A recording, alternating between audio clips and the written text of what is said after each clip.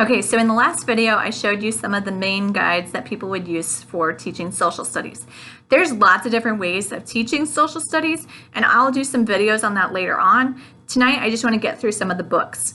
So I'm going to show you some alternative books that you could use if you wanted to teach it by certain sections. So starting off, a lot of people like these DK Encyclopedia type books, and it comes with a clip art CD. These are very, very knowledgeable. It's basically like a miniature encyclopedia for your kids. It has high quality pictures, tons of artifacts for every single book. They are usually about 100 pages long, and there's a whole series of these. So you could just teach social studies that way. My main critique about these is that it's a lot of information. So like a lot of times I'll just use it for specific pages to show them things that might not be in our other books, but I just don't have the stamina to read through all that.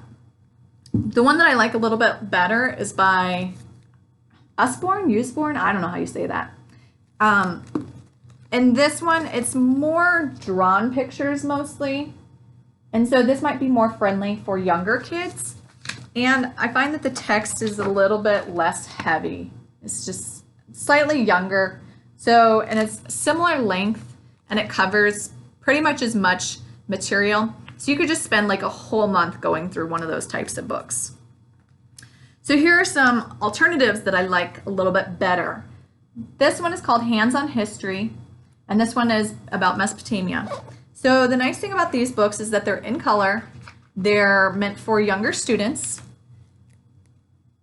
They start off with a bunch of background information, and they have these timelines across the bottom. So it usually has a couple pages about maps and where these places were and what they thought and what the stories that they told. And then it starts going into sections. So this one's the development of writing. And then the cool thing is that they have activities across the bottom. So you don't even have to go looking for those. And what I like better about these than the standard curriculum that you might buy is that it shows you the whole process. So that way you know exactly what you're going to be in for. So like the Story of the World one, if it comes with an activity guide, it's not going to have these great pictures. So I like these books because in the kids, I just let them, when we start like a section, I just have them look through that and decide what it is that they want to make. And then we pick to do one or two activities. Most of the activities are going to be crafts. There will be a couple of food activities, but yeah, so it's kind of limited on those activities, but that's a nice one. This one is Explore the Wild West with 25 Great Projects. So the pictures in this are hand-drawn, so they're not going to be as authentic. But the stories on these are really great. Great for younger kids, or you could have your older kid read through this. So it says reading age 6 to 9. It's a reading level Q.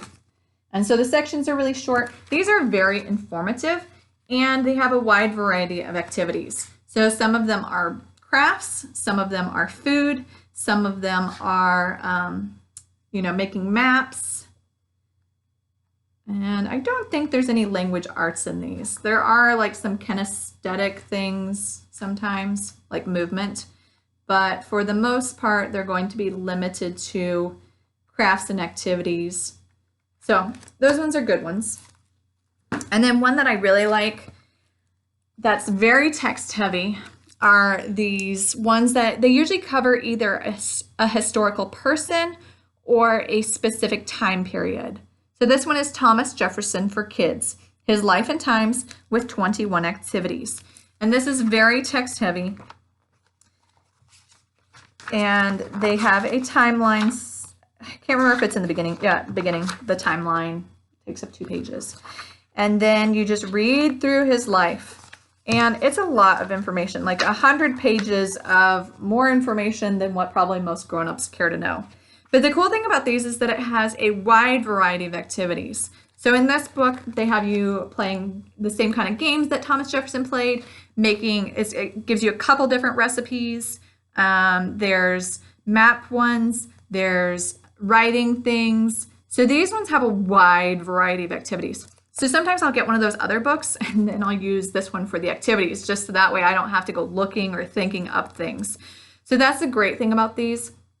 And the nice thing about doing it by a person is that you could, it's going to cover a wide time period. So he was born well before the Revolution, and then he took part in the Revolutionary War, and then he was there for early America, and he was a president. So it's going to cover, probably what, 40, 50, 60 years, depending on how long the person last lived.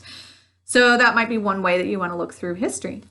So you can also sometimes find kits. Somebody gave me one of this. This is the primary sources for World War II. And so it's a whole box. It's got a teacher's guide, and it just tells you everything that you need to know about this. And then it's got a whole bunch of things. So it's got nice big pictures. They're all in black and white though.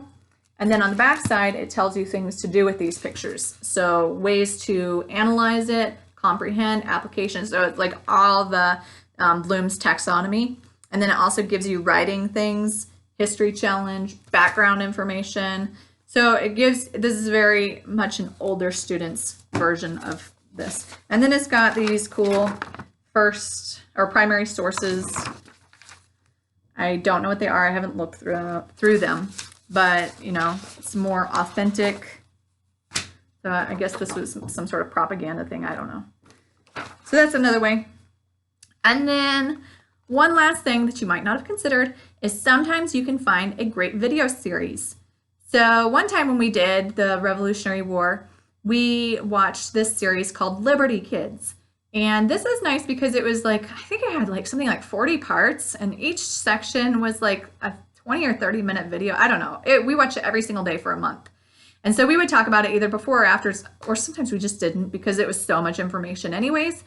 And the cool thing was that it covered, so it was a boy and a girl and their travels through the Revolutionary War. So they met all the main characters and a lot of obscure ones I'd never heard of, and just traveled the story that way. And so my kids could really relate to that, and it didn't, that was no thing that I had to prepare. So then I found some other great ones. This is America, the Story of Us. This is put on by the History Channel, and this is back when it actually used to be history and not weird things. So this one has very high quality recreations of the time periods, and it goes through a whole series of these. Each disc has several sections on it, and each section is about 40 minutes long, and so it covers before we were a country all the way until 9/11. And we have watched this a number of times. I've even thought about buying it because it's so good. And so this is a nice way to get through history. You could use it, like I said, to talk about it afterwards, or just watch it on its own. The drawbacks about these kind of videos is that sometimes they're a little bit gory. And so I'm just like, all right, close your eyes. Well, somebody's getting their leg worked on in the Civil War. Or sometimes we fast forward a little bit just because they're still kind of young. So there's a couple more that same group put out. There's America, the Promised Land. And that one was really cool because it talked about immigration. So it took it had a map, and it would show you the main route that all those immigrants were coming from. And it talked about specific time periods. So during the Revolutionary War, the Spaniards coming over and how they helped win the Revolutionary War through the cattle drive. And so just all the ways that all the immigrants helped to build America. And it was really cool. And basically they ended it by saying, when you wonder, why are we here? It's because you were there. And so basically, because the United States has been involved around the world, that has brought people here. So it was a really great series. I would definitely recommend if you ever have the time to watch that one. And then there was another one that was called The Men Who Built America. And we watched that one because we were talking about the robber barons. So it covered all of the main, Ford, Carnegie, J.P. Morgan. And my daughter, she just fell in love with these. She's always talking about J.P. Morgan and stuff. So it was neat because it talked about their story and how they contributed to United States history, and their struggles back and forth trying to fight between themselves and stuff. That one also is a little bit graphic. Like there was part that it was about the electric chair, and we just like had to fast forward through that. So just be aware. But otherwise, like the content is fine for kids. Like they don't cover, like prostitution or anything weird like that. So those ones are nice. Any elementary student could sit down and watch it, so long as they don't mind a little bit of gore. Like I said, you can fast forward through that. And so that's nice for like when you're, you have a few days that you don't feel like doing school, but you still feel like you need to get through stuff, or like you're sick or something. That's just a nice break to take and to do history still. So there's a whole bunch of ideas, and it's not a big deal. There you have it.